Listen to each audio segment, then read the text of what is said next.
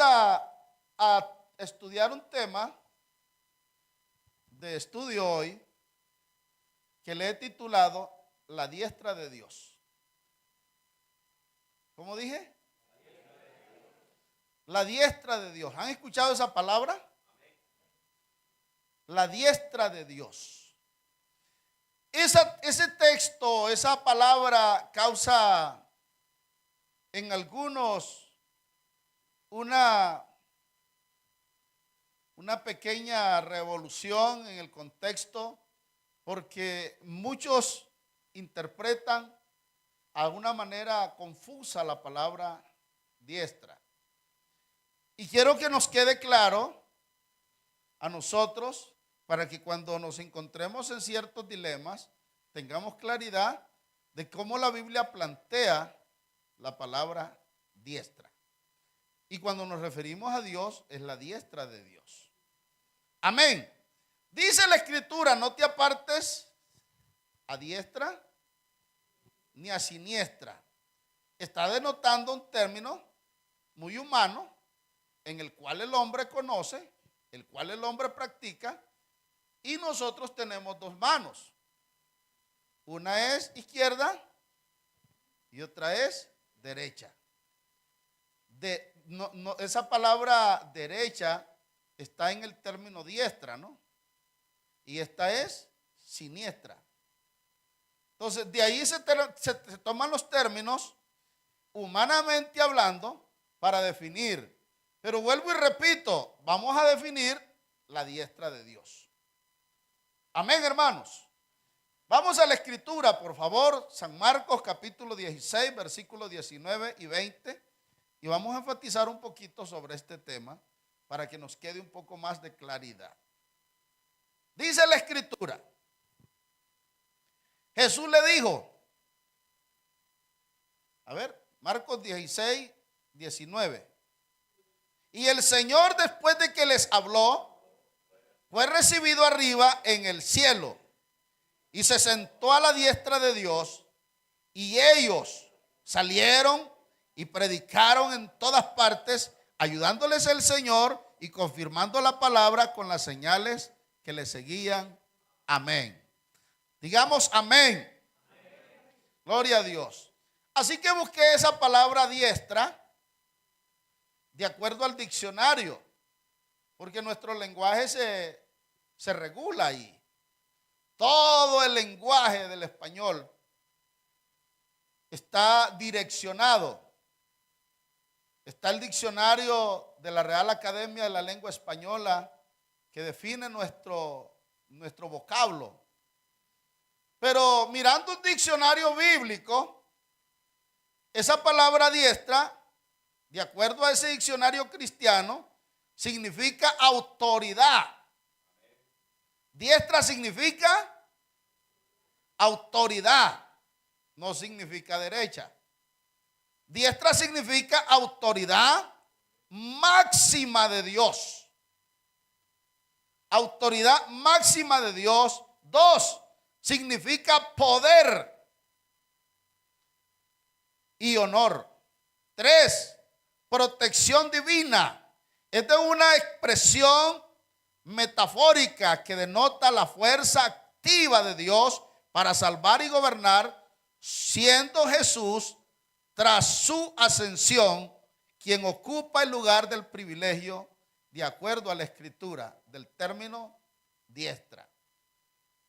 Así que diestra significa autoridad y poder. Diestra no significa brazo derecho.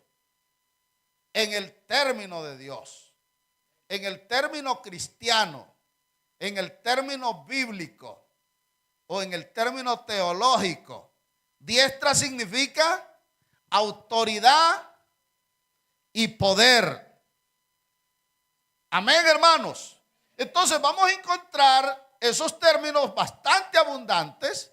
Y lo decía, en el contexto humano, nosotros tenemos diestra y siniestra. Pero Dios parece que solo tiene diestra, no tiene siniestra. Porque en ninguna parte aparece la palabra izquierda de Dios. entonces Dios no es de la izquierda, Dios es derecho, ¿verdad? Entonces solamente parece que tiene una mano y es la derecha. Si fuese así el término. Lo que pasa es que el término es mal comprendido, porque el hombre targiversa el término sentarse. Se sentó a la diestra de Dios, de la majestad, en las alturas. Para ese término tenemos que estirar un poco nuestra mente finita y abrir un espacio y pensar, ¿Dios tiene el lado izquierdo? ¿Solo tiene derecho? ¿O Dios es universal? ¿Dios está en un lugar o Dios lo llena todo? Entonces yo tengo que tomar a Dios y reducirlo a un hombre para poderle encontrar mano derecha. Y necesito reducir a Dios a una persona y decir que el Hijo se sentó a la derecha de la otra persona que tiene brazo derecho. Pero ese es un término que se va a asemejar más a la parte humana que a la parte divina. ¿Por qué? Porque la naturaleza de Dios es espíritu. Y para buscarle la esencia a un espíritu, la escritura es clara, dice que Él subió por encima de todos los cielos para llenarlo todo.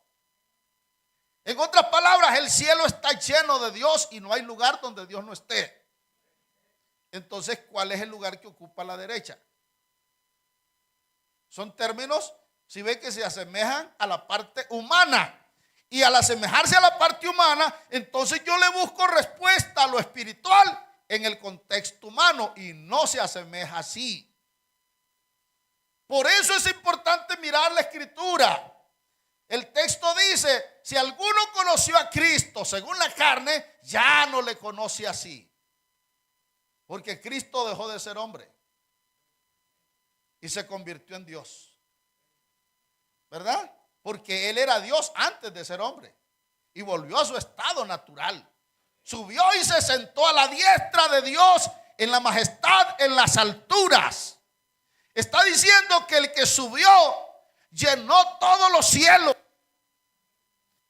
Y esa palabra diestra significa poder y autoridad. En otras palabras, Jesús se sentó en el trono del poder y de la autoridad. No es que se sentó a la derecha del papá, porque son términos muy católicos. Habrán cuestiones, conceptos, porque abundan los pensamientos y los conceptos humanos. Pero es bueno mirar entonces lo que la palabra de Dios nos plantea.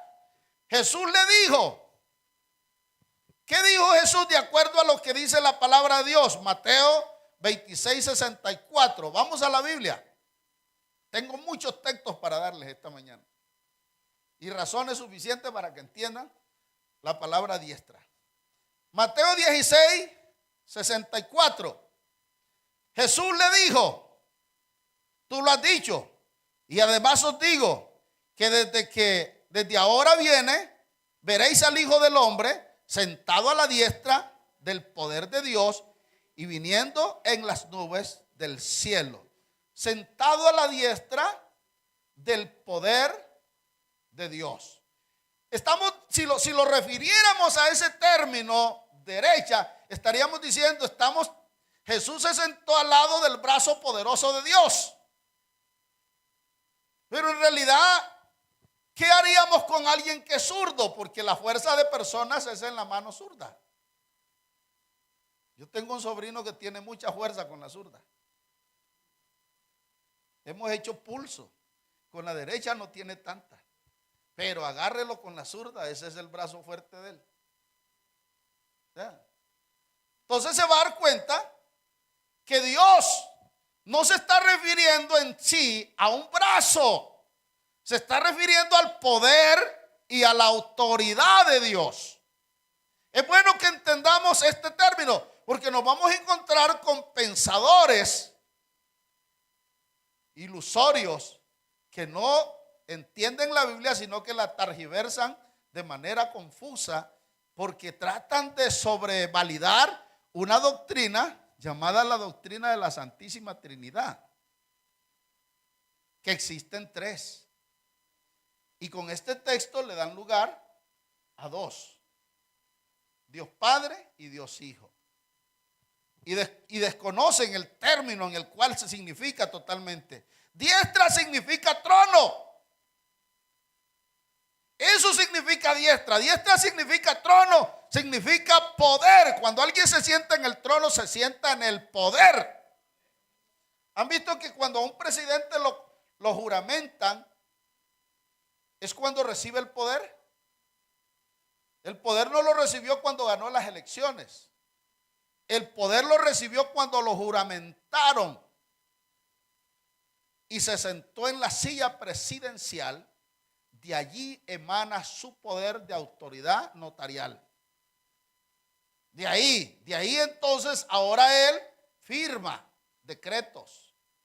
Establece por medio de esos decretos las leyes que van a regir, que van a beneficiar o van a afectar al país. Dios tiene su manera también de gobernar. Él subió por encima de todos los cielos y se sentó a la diestra de la majestad en las alturas. El verso que leímos es claro. Dice que se sentó a la diestra del poder de Dios. Está refiriéndose al trono. Amén, hermanos. Se sentó a la diestra del poder de Dios. Diestra significa trono, significa poder. Poder es una facultad de actividad primeramente de Dios. Jesús dijo: yo tengo poder. ¿Y para qué? Tengo poder para poner mi vida para la muerte y tengo poder para volverla a tomar. ¿Quién tiene poder contra la muerte? Jesús tiene poder contra la muerte. Pero Jesús estaba en la tierra. Y diríamos, no es que él era el Hijo de Dios, por eso tenía poder. No. Ese término, el Hijo de Dios, es un término teológico que aparece para facultar a Dios en su grandeza y en su divinidad. Cuando nos referimos al Hijo de Dios, nos estamos refiriendo a Dios manifestado en carne. Porque yo soy un hijo de Dios y no tengo ese poder. Usted es un hijo de Dios y no tiene ese poder. Pero tenemos poder de Dios facultado. A nosotros se nos dio un poder y nuestro poder tiene límites. Aunque Pablo dice todo lo puedo en Cristo que me fortalece, pero hay que mirar el texto a lo que se refiere el todo. Ese todo está facultado a un contexto. Pero Jesús dice: yo tengo poder para poner mi vida y tengo poder para volverla a tomar. ¿Quién tiene poder sobre la muerte? Jesús tiene poder sobre la muerte. ¿De dónde tiene el poder? Sino porque Él era el superior a la muerte. Y cuando vemos a Jesús siempre en la manifestación de Hijo, vamos a ver a Dios manifestado en carne, porque es Dios en esa figura humana ocupando un papel para poder expiar la iniquidad del pecado del hombre. Fue Dios quien ocupó el lugar de hijo. Primero que todo porque Dios no tenía un hijo en el cielo. Los términos que usan de hijo en el cielo, eso es totalmente inaudito. El hijo aparece en la tierra. El hijo tiene un principio, no es sempiterno. El principio del hijo es con una virgen. Antes de esa virgen no había hijo. Habían mandamientos de promesas. Habían profecías de futuro. Pero no había un hijo en el cielo. Porque cuando usted lee desde el Deuteronomio, el hijo siempre fue una promesa. En los postreros días. En los postreros días. Siempre que se hablaba del hijo, se hablaba a futuro. Ahora, mirar la palabra de Dios desde su enfoque principal, necesitamos nosotros sentarnos en el término que declara la palabra diestra. San Juan capítulo 10, versículos 17 y 18 dice, miren lo que dice. Por eso me ama el Padre, porque yo pongo mi vida. Amén. Colóquelo, hermano, porfa. Que los hermanos no me pierdan el estudio. Dice la Escritura, por eso me ama el Padre, porque yo pongo mi vida para volverla a tomar. Nadie me la quita, sino que yo de mí mismo la pongo. Tengo poder para ponerla y tengo poder para volverla a tomar. Este mandamiento recibí de mi Padre. Ahora, vuelvo y repito. ¿Dónde está la confusión? En los términos que se usan. Mi Padre, el Hijo. Pero son términos que usó Dios para poder expiar y salvar a la humanidad, porque Dios no podía venir en su esencia propia. Primero que todo, porque Dios es espíritu. Jesús le recitó a los discípulos cuando pensaban que miraban un espíritu. Él les dijo, un espíritu no tiene carne ni huesos, como veis que yo tengo. Aunque Jesús era el espíritu de vida, aunque Jesús era Dios manifestado en carne, estaba en un cuerpo expiando y tratando con el problema de la humanidad. Dios es espíritu. Como Dios es espíritu, no podía venir a este mundo.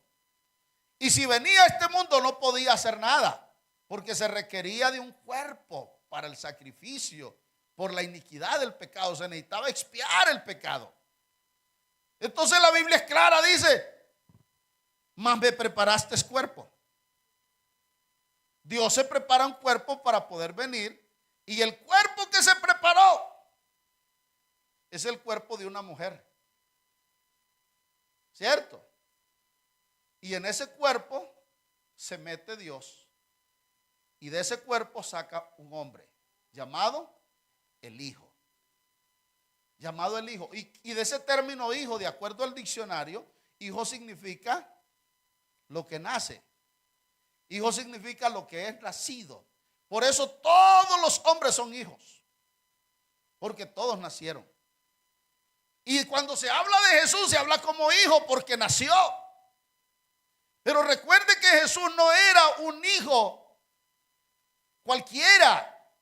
Era Dios que se había metido en la Virgen y se tomó un cuerpo.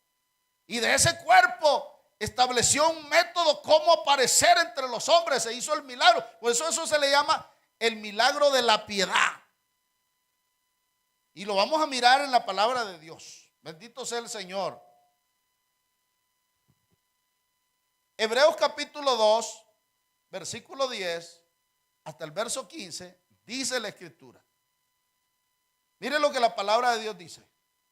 Porque convenía aquel cuya causa son todas las cosas y por quien todas las cosas subsisten, que habiendo de llevar muchos hijos a la gloria, perfeccionase por aflicción al autor de la salvación de ellos. Porque el que santifica a los que son santificados, de uno son todos, por lo cual no se avergüenza de llamarlos hermanos. Hasta aquí vamos bien. Está hablando del Hijo, diciendo, anunciaré a mis hermanos tu nombre y en medio de la congregación te alabaré. Esa es la narración del narrador. Y otra vez, yo confiaré en él. Y de nuevo, he aquí yo y los hijos que Dios me dio. Si ve que es el narrador, no está hablando de otro término.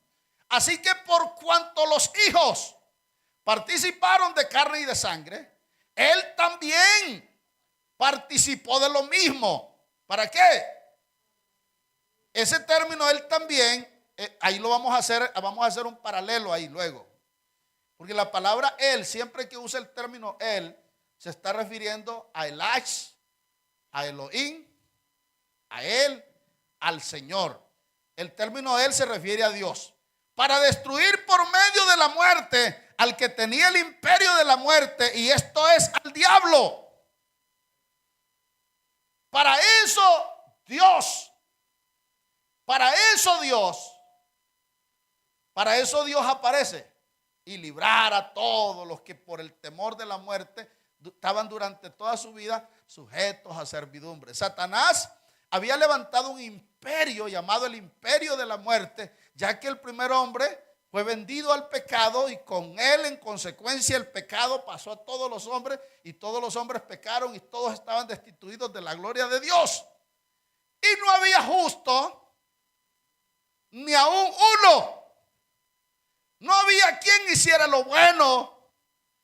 No había quien buscara a Dios. Todos se desviaron, cada cual por su camino.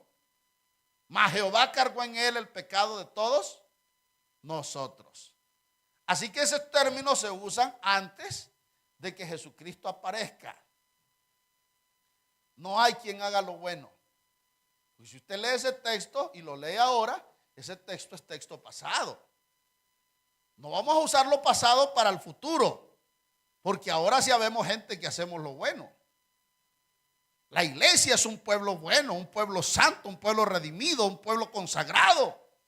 Hoy sí nosotros hacemos lo bueno, pero desde allá no había quien hiciera lo bueno. No había justo ni aún uno.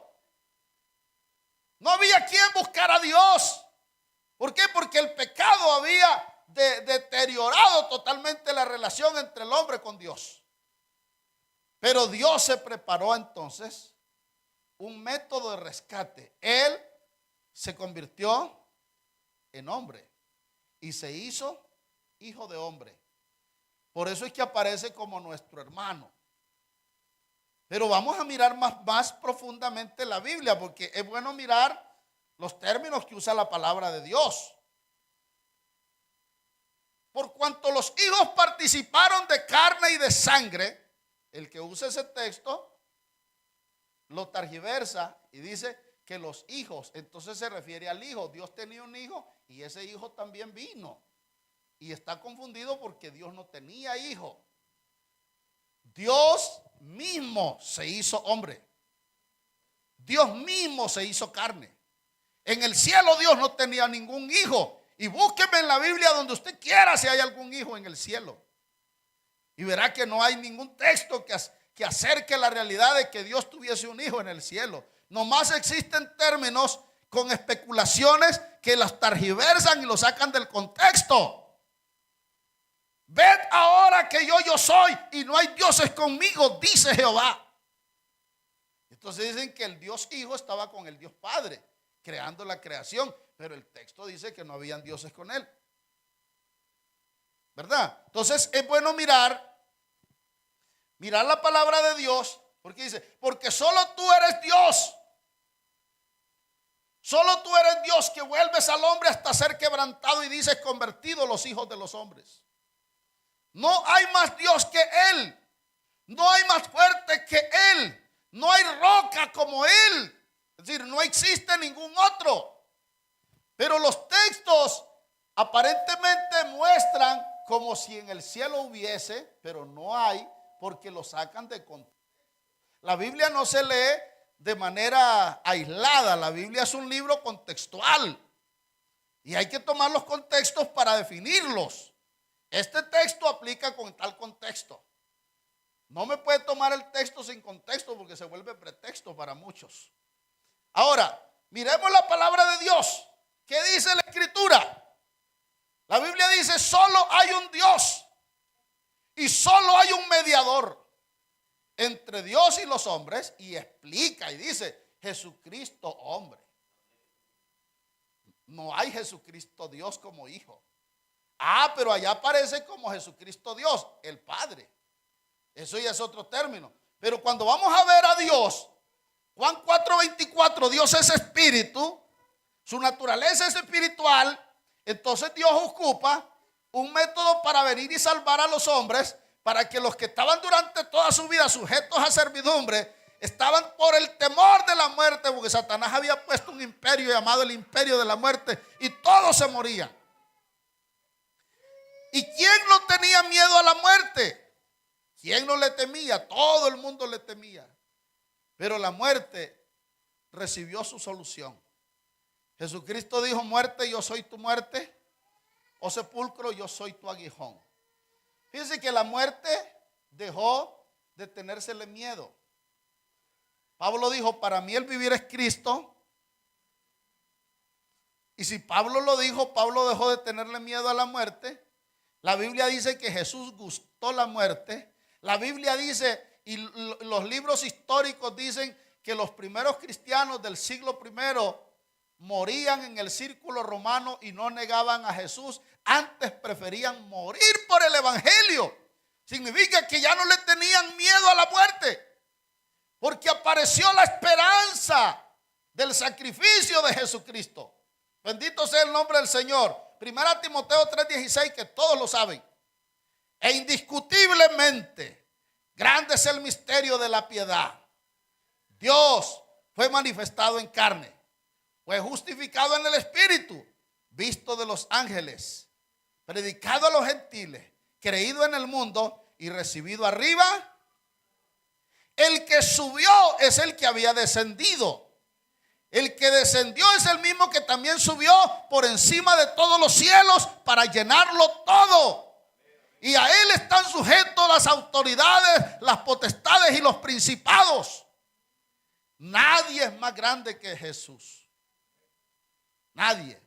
Pero cuando se habla del Hijo, dice que él heredó más excelente nombre, porque se está refiriendo al cuerpo que emplea Dios para venir a la tierra y se muestra como un hombre, totalmente como hombre, 100% hombre.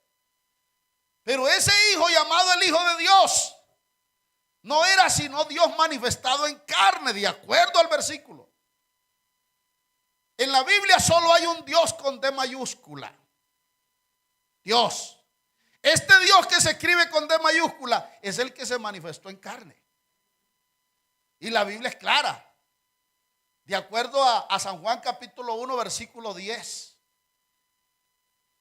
Génesis 1:1 dice que Dios creó en el principio los cielos y la tierra. Pero San Juan capítulo 1 versículo 10 explica más convincente. ¿Qué dice? En el mundo estaba, y el mundo por él fue hecho, y el mundo no le conoció. ¿Por qué no lo conoció el mundo? Porque él vino en forma encubierta.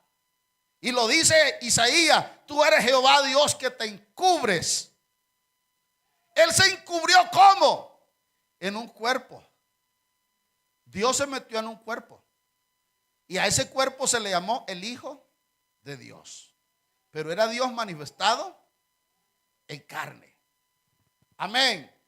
Los suyos vino, los suyos no le recibieron, pero a los que le recibieron les dio el poder, les dio la autoridad, les dio el derecho de ser hijos de Dios. Amén, hermanos. Así que nosotros ahora tenemos la potestad de ser hijos de Dios. Es por lo que él hizo, porque él vino y nos vino a nosotros a reconciliar con Dios, y vino a nosotros a poder hacer la paz entre nosotros y Dios. Y él se colocó como el mediador entre Dios y los hombres. ¿Cómo? A través del cuerpo que él empleó. Con ese cuerpo expió la iniquidad del pecado de los hombres, y con ese cuerpo pagó el precio de nuestra maldad. Amén. Digamos gloria a Dios. Hebreos capítulo 5, capítulo 10, versículo 5. Queda claro que Dios se hizo carne para poder salvar, porque aquí no había otra manera de salvación, no existía otra forma. Por lo cual, entrando en el mundo, Dios no estaba en el mundo. Entrando en el mundo dice: sacrificio y ofrenda no quisiste, más me preparaste cuerpo. Amén. Holocaustos por el pecado y expiaciones por el pecado no te agradaron. Entonces dije: he aquí vengo, oh Dios, para hacer tu voluntad, como en el rollo del libro está escrito de mí. Y se está refiriendo al método que él utilizó como hijo, a ese cuerpo que él empleó, que introdujo al mundo, porque es Dios de una manera encubierta. Dios es espíritu, se mete en la Virgen, toma un cuerpo y en ese cuerpo se cubre como humano, pero era Dios con nosotros en la tierra. Era Emmanuel que había nacido y era Dios en el cuerpo llamado el Hijo. Por eso como Hijo se muestra en toda la Escritura, desde el Nuevo Testamento, como el Hijo de Dios, y aparece con reseñas más profundas, y en muchas ocasiones no se muestra solo como Hijo, se muestra como Dios. Y los fariseos se molestaban porque él, haciendo hombre, se creía Dios, y en eso había un problema grande, porque él se mostró como Dios en muchas ocasiones. Allí había entonces una discusión muy profunda entre las creencias paganas del momento. Pero Dios preparó un cuerpo. El cuerpo que se preparó fue el de la jovencita llamada María.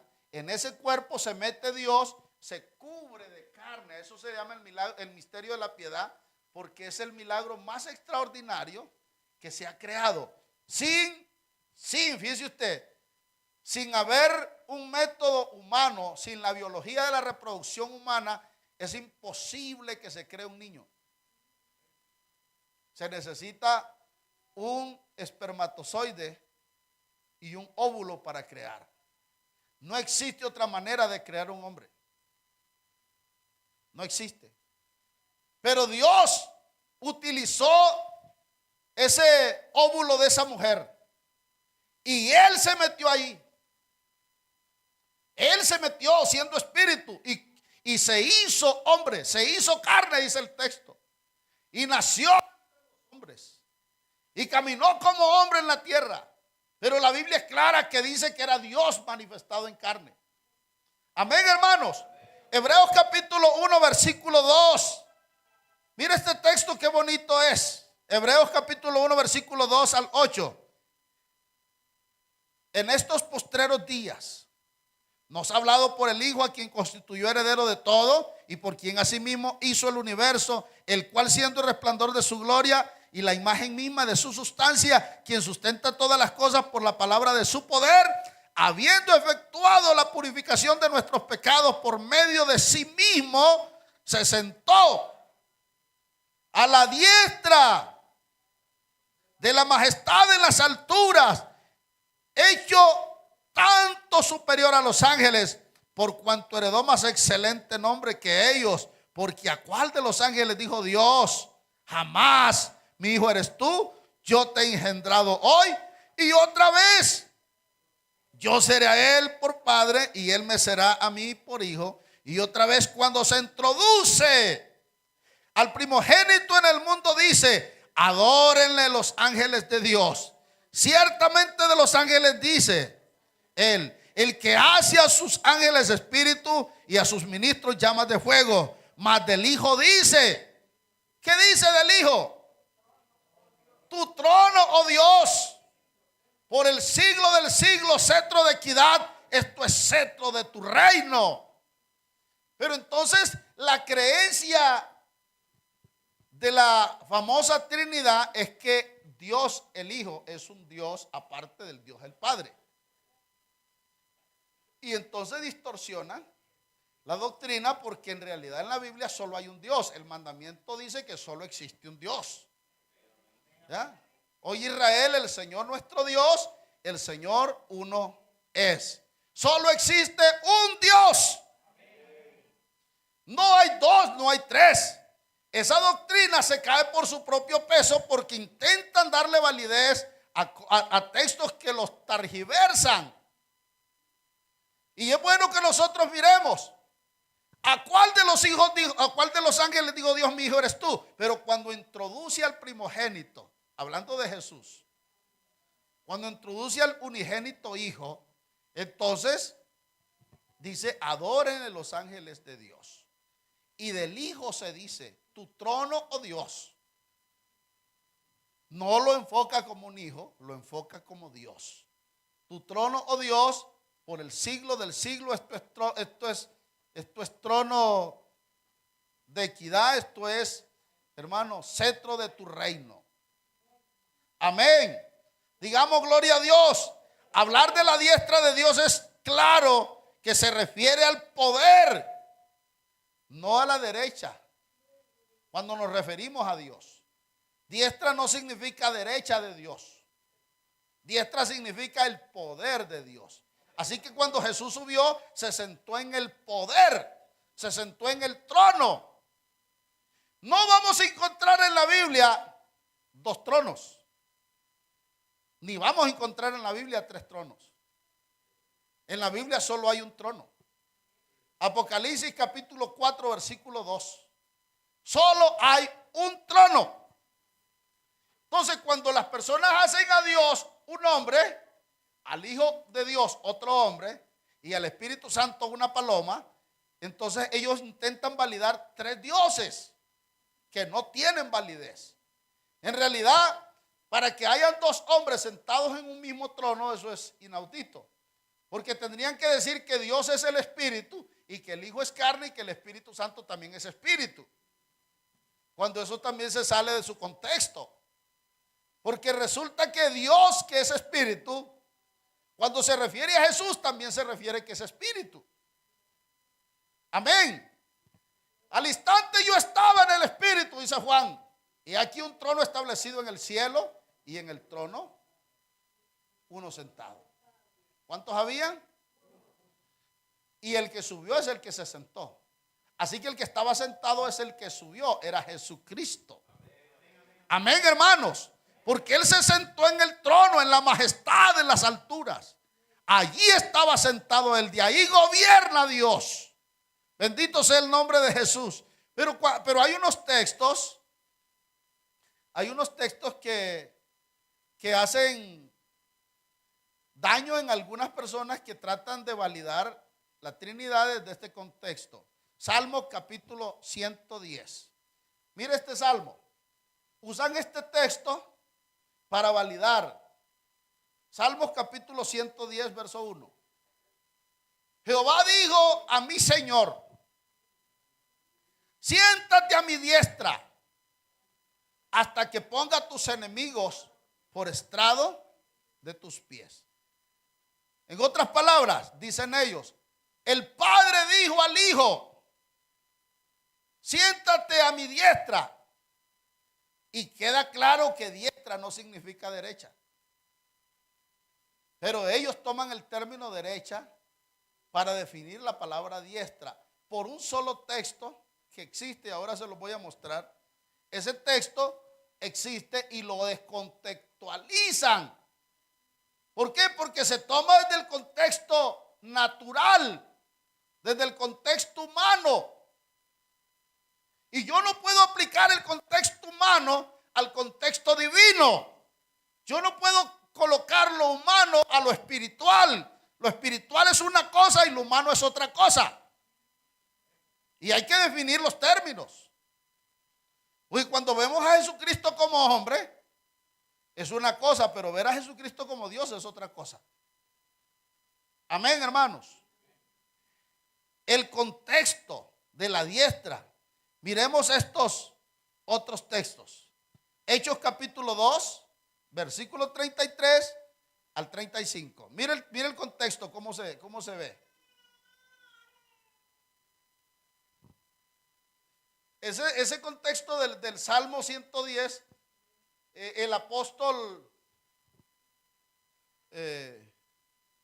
Pedro lo enfoca aquí desde la narrativa y dice: así que exaltado por la diestra de Dios, habiendo recibido del Padre la promesa del Espíritu Santo, ha derramado esto que vosotros veis y oís. ¿Qué dice? Porque David lo subió al cielo, pero él mismo dice: dijo el Señor, dijo Jehová al Señor: siéntate a mi diestra hasta, ahí esa partecita, hasta que ponga a tus enemigos por estrado de tus pies. En otras palabras, Jesús tiene enemigos, ¿verdad? Jesús tenía enemigos. Y vamos a mirar los enemigos de Jesús. Es bueno que miren estos textos porque estos textos nos van a aclarar un poquito más Ahora, el texto que utilizan en confusión, el texto que utilizan en confusión es el siguiente.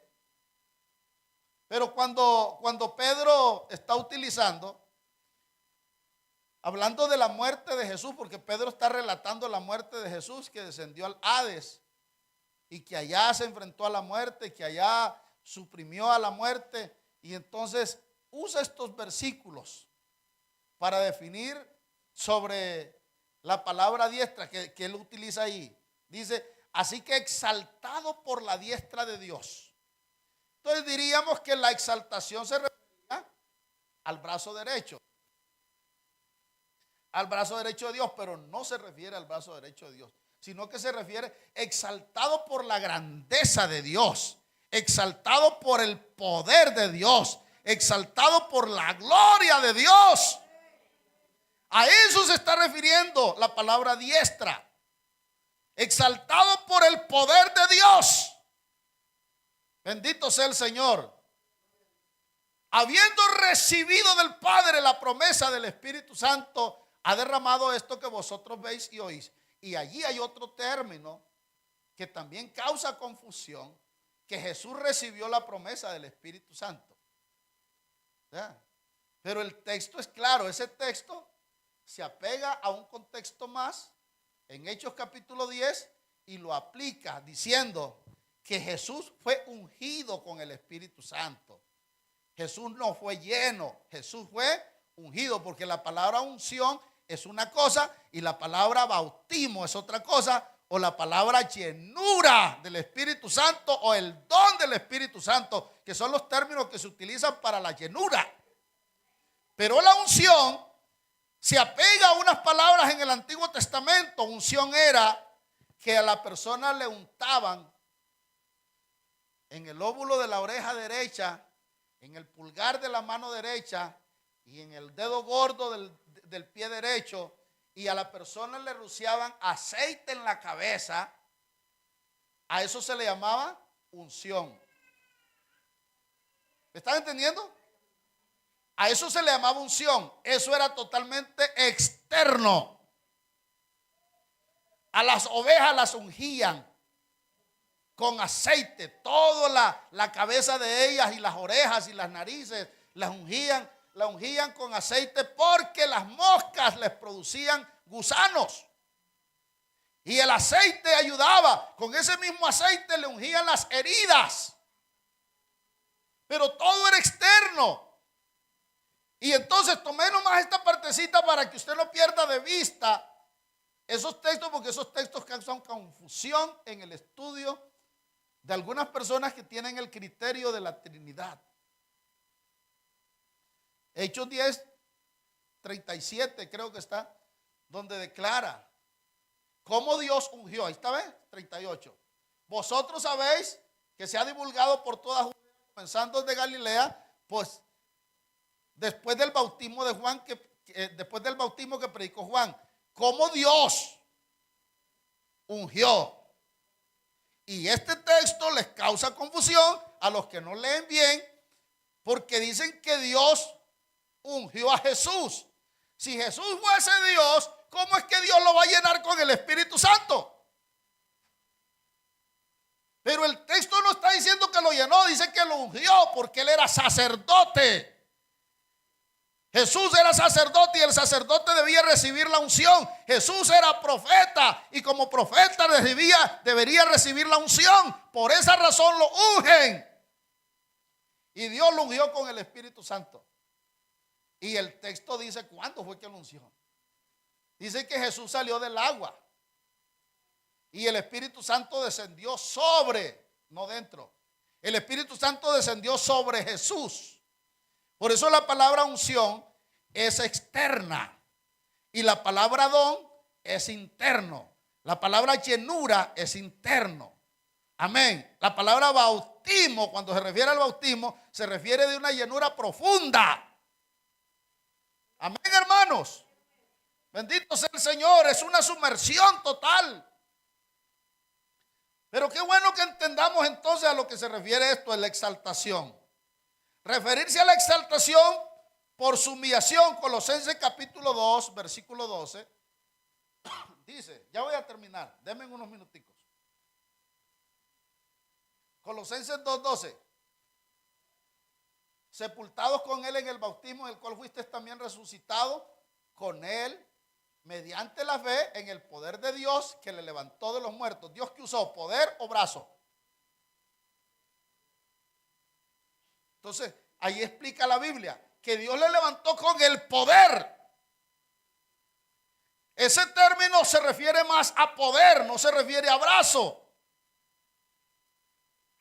Porque cuando yo me utilizo la palabra diestra, humanamente se refiere a mi brazo derecho, mi brazo izquierdo. Pero cuando me refiero a la diestra de Dios, me refiero al poder y a la autoridad de Dios. Aquí está la confusión de este texto. Mire lo que dice el texto. Mateo capítulo 22, versículo 41 al 45. Allí hay una confusión. Lean.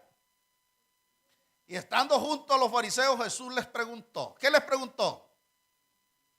¿Qué pensáis del Cristo? ¿Y de quién es hijo? Le dijeron de David.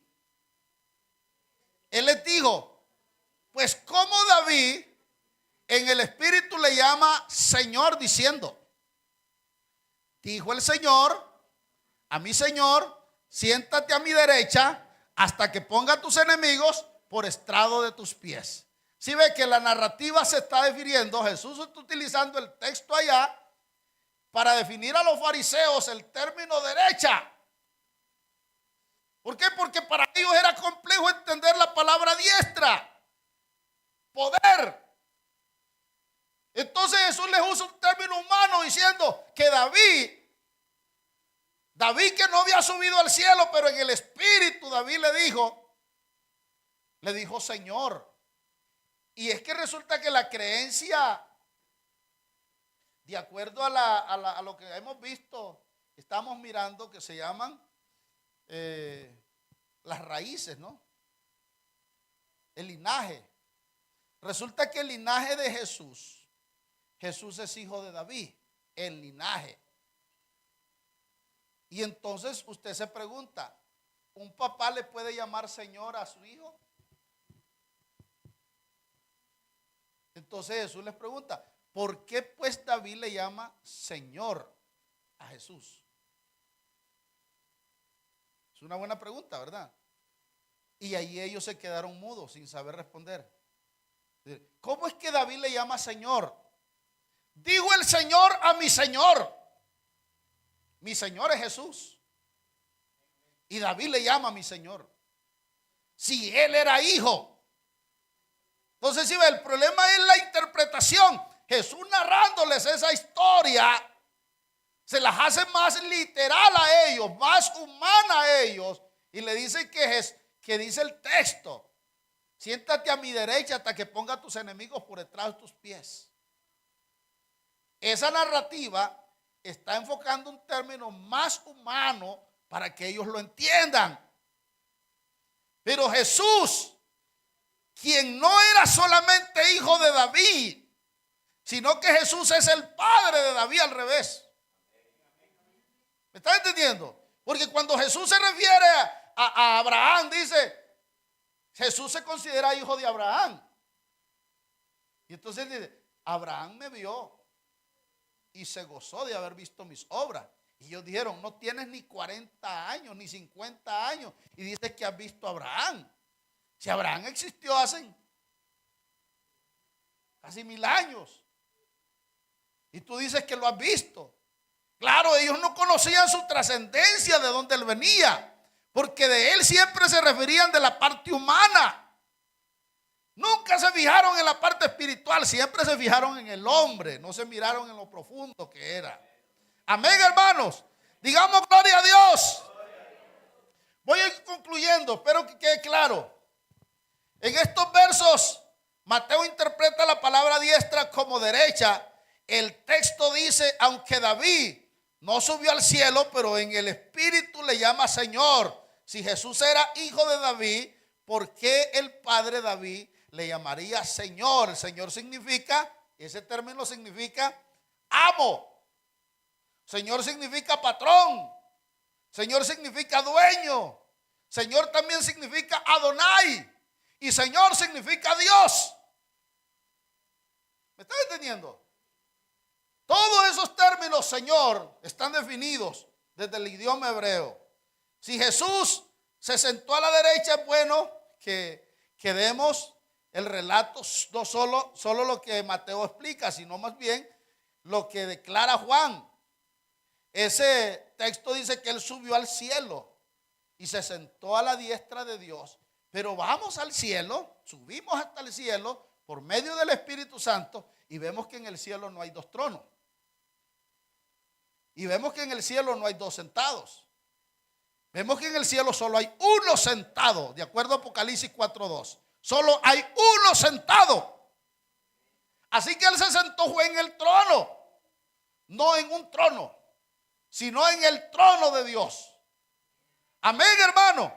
Ese texto lo confunden con el otro texto de Hechos capítulo 8, versículos 51, 57. Donde Felipe dijo, veo a Jesús a la diestra de Dios. Entonces ellos dicen, si ve, estaba a la derecha. Diestra de Dios no significa derecha. Diestra de Dios significa poder. Diestra de Dios significa trono. Diestra de Dios significa autoridad. Amén, hermanos. Y en algún momento se va a encontrar con alguien así, usted pensando que diestra significa mano derecha. Para nosotros sí, humanamente, pero para Dios no. Porque Dios no tiene brazo izquierdo ni brazo derecho. Ahora, el texto es claro porque la razón por la palabra diestra, dice, siéntate a mi diestra hasta que ponga tus enemigos por estrado de mis pies o de tus pies. Entonces fíjese usted que Jesús tenía unos enemigos, por esa razón debía estar sentado a la diestra. Dice la palabra, siéntate en mi poder hasta que los enemigos sean vencidos y sean oprimidos. Bendito sea el Señor. Hay que mirar entonces este término. Mire, de acuerdo a la palabra de Dios, San Juan capítulo 16, versículo 33, había un enemigo llamado el enemigo, el mundo. Vienen a relucir entre 3, 4 o 5 enemigos, llamados los que tenía que vencer él a través del término diestra. 1, el mundo. San Juan 16, 33. Jesús se enfrentó al mundo. Estas cosas os he hablado para que en mí tenga paz. En el mundo tendréis aflicción, pero confiad. Yo he vencido al mundo. El mundo no es lo que nosotros vivimos afuera. El mundo es el sistema ahogante que batalla contra todo cristiano. En el mundo hay cervezas. En el mundo hay guaro. En el mundo hay droga. En el mundo hay mujeres. En el mundo hay fiesta. Hay baile. En el mundo hay sexo. En el mundo hay pornografía. En el mundo hay una cantidad de disfrutes. A eso se le llama mundo. ¿Me están entendiendo, hermanos? Y entonces usted viene a la iglesia y usted sale de las puertas de la iglesia al mundo. Y otra vez se siente atraído por esas cosas que le gustaban a usted o que todavía le gustan. Porque venimos de allá. Amén. Ese es un enemigo y Jesús lo venció. ¿Usted cree que a Jesús no le llovían las mujeres? Voy a usar términos así. Jesús tenía que haber sido guapo y más famoso. La gente guapa y la gente famosa le llueven las mujeres. Pero Jesús se enfrentó ante ese mundo y lo venció. A Jesús le ofrecieron plata también para sobornarlo. El diablo le dijo, mira, a mí me entregaron todas las riquezas de este reino y yo te las voy a dar a ti si postrado me adorares. Así que le ofreció plata, le ofreció fama, le ofreció poder. Pero Jesús se enfrentó al mundo y lo venció. Y él dice, en el mundo van a tener aflicciones, pero confíen, yo lo he vencido. Así que ese es uno de los enemigos vencidos con el término siéntate a mi diestra. Amén, hermanos. Que es una profecía a futuro. Bendito sea el Señor. Qué bueno es mirar. 2, el pecado. El pecado es un enemigo de Jesús. Bendito sea el Señor. Romanos capítulo 8, versículo 3. Ya termino. Mire lo que dice. Porque lo que era imposible por la ley, por cuanto era débil por la carne, Dios enviando a su Hijo en semejanza de carne de pecado, y a causa del pecado condenó al pecado en la carne. Así que el pecado recibió juicio y él con su muerte venció al pecado. Jesús no pecó, el pecado fue suprimido. Él quitó el pecado del mundo. Amén, hermanos. Bendito sea el Señor. 3, al diablo. La Biblia es clara. Jesús venció al diablo. En el verso que dice Hebreos capítulo 2 versículo 14, donde lo leímos. Sino que vino para destruir por medio de la muerte, porque así por cuanto los hijos participaron de carne y sangre, él también participó de lo mismo, para destruir, escuche, para destruir por medio de la muerte al que tenía el imperio de la muerte, y esto es al diablo. Así que todos los enemigos que Jesús tenía, hasta que ponga por estrado tus pies a tus enemigos, todos los enemigos los ha vencido. Amén, hermanos. Bendito sea el Señor.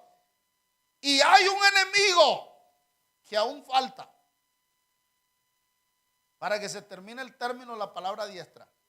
Hay un enemigo que falta, que es el cementerio, aunque el cementerio fue vencido ya, pero hay un término que se usa en la Biblia como la muerte. Y de acuerdo a la palabra de Dios, 1 Corintios capítulo 15, versículo 24 al 26, dice el apóstol Pablo. Mire lo que dice Pablo. El postrer enemigo que será destruido es la muerte. Porque la muerte todavía sigue matando gente. ¿Me está entendiendo? Pero a la muerte se le va a acabar esa racha de seguir matando gente. A la muerte se le va a acabar. Hay un día, porque Jesús hizo un juramento: oh muerte, yo seré tu muerte. Oh sepulcro, yo soy tu aguijón. Jesús se enfrentó a la muerte y la venció en el Calvario. Y la Biblia dice que la llevó cautiva a la cautividad. Pero la muerte todavía sigue con poderes, operando y matando personas. Pero en el día que Jesucristo aparezca para llamar a cuenta a todos estos detractores, la muerte será aprisionada. La muerte será amarrada y la muerte será echada en el lago de fuego que arde con azufre, que esa sí es la muerte segunda. Allí se acabará ese flagelo tan deprimente, tan triste, que ha hecho tanto daño a la humanidad. Amén, hermanos. Así que a ese término se le llama diestra. Y los enemigos de Jesús son estos: el mundo, la muerte, el diablo, amén, y la carne. Son los enemigos que fueron destruidos y fueron vencidos. Digamos todo gloria a Dios. Así que quiero dejarle esta palabra. Ojalá que haya entendido un poquito sobre lo que se refiere a la diestra de Dios.